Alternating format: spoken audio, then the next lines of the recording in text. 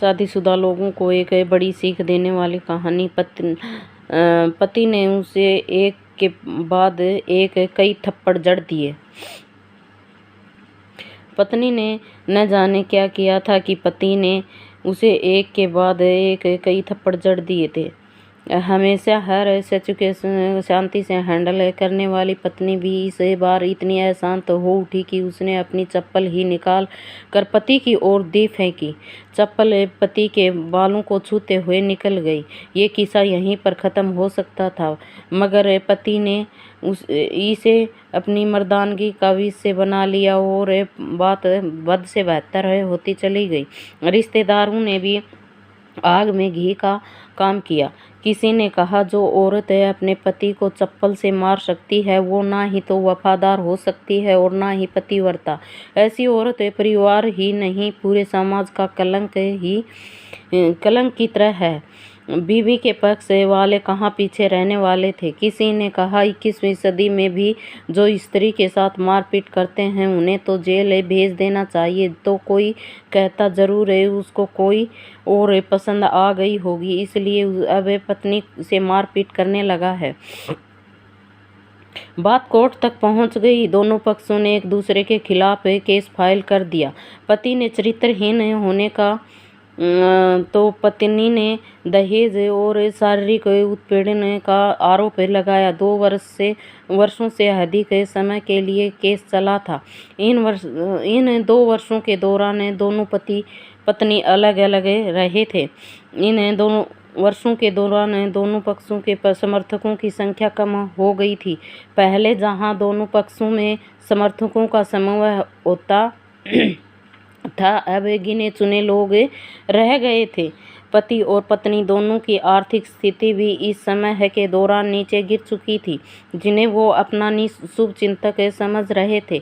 पैसों की बात आते ही उन्होंने भी अपना पलड़ा झाड़ लिया था। अगर कोई देने को राजी भी हुआ तो मोटे ब्याज की शर्त पर। आखिरकार वही हुआ जो सब चाहते थे, डिवोर्स। हर कोई खुश था, दोनों पक्षों के रिश्तेदार, उनके माता पिता और दोनों के वकील। लेकिन 5 साल की सुखद शादी और एक सुंदर बेटी उनके बाद मिले इस डिवोर्स से पत्नी मुक्त थी और पति शांत। शायद ये एक इत्तेफाक ही था कि इस खुशी को मनाने के लिए दोनों पक्ष के लोग एक ही चाय की टपरी पर बैठे थे। सामने सामने इत्तेफाक इसलिए क्योंकि ज़्यादातर लोग जो एक दूसरे के विरोध पक्ष को सपोर्ट कर रहे थे वे एक दूसरे को अच्छे से जानते भी नहीं थे। पति पत्नी भी इन सभी से दूर एक दूसरे के सामने मेज पर बैठे। पत्नी ने पति से कहा, अब तो खुश होंगे ना, तुम्हारे मन की जो हुई है मुबारक हो। तुम भी तो आज जीत गई हो। मुझसे तलाक तो तुम्हें भी मिल गया है। पति ने कहा, तलाक को तुम जीत का प्रतीक समझती हो? पत्नी ने पूछा। पति चुप रहा।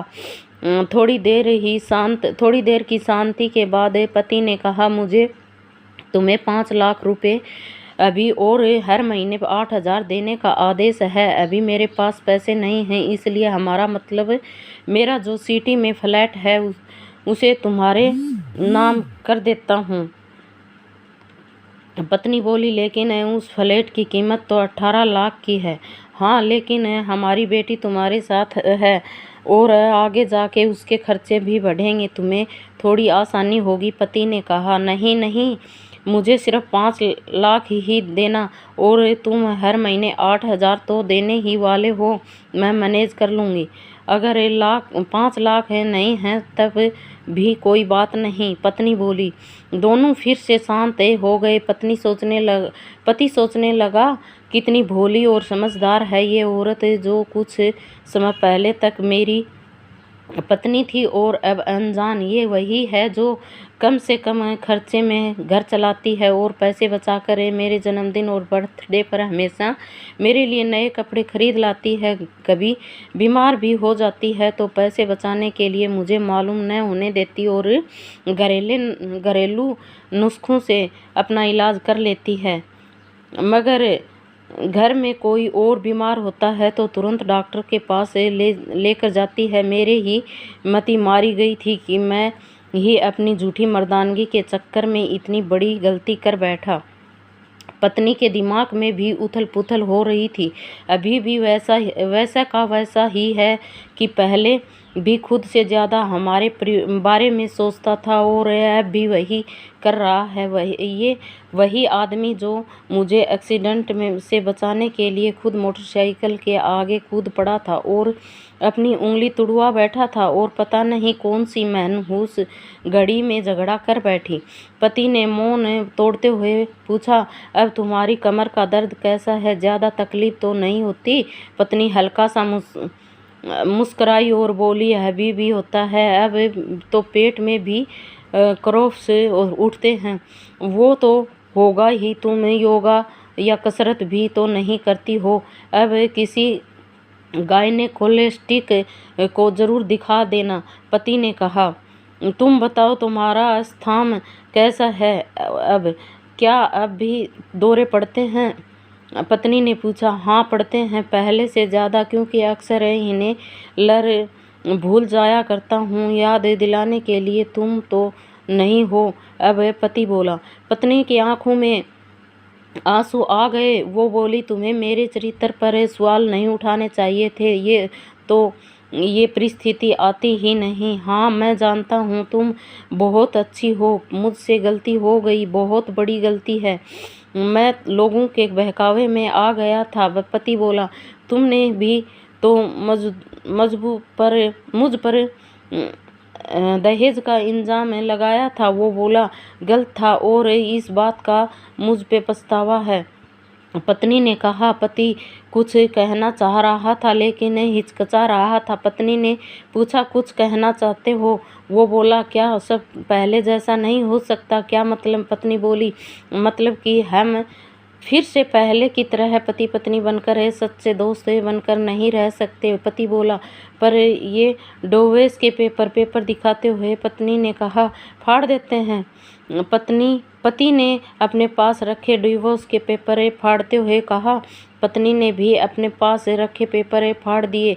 सभी हैरान थे। वकील, रिश्तेदार और माँ बाप, पति पत्नी दोनों एक दूसरे के साथ के हाथ में हाथ पकड़े अपने घर की तरफ चले गए।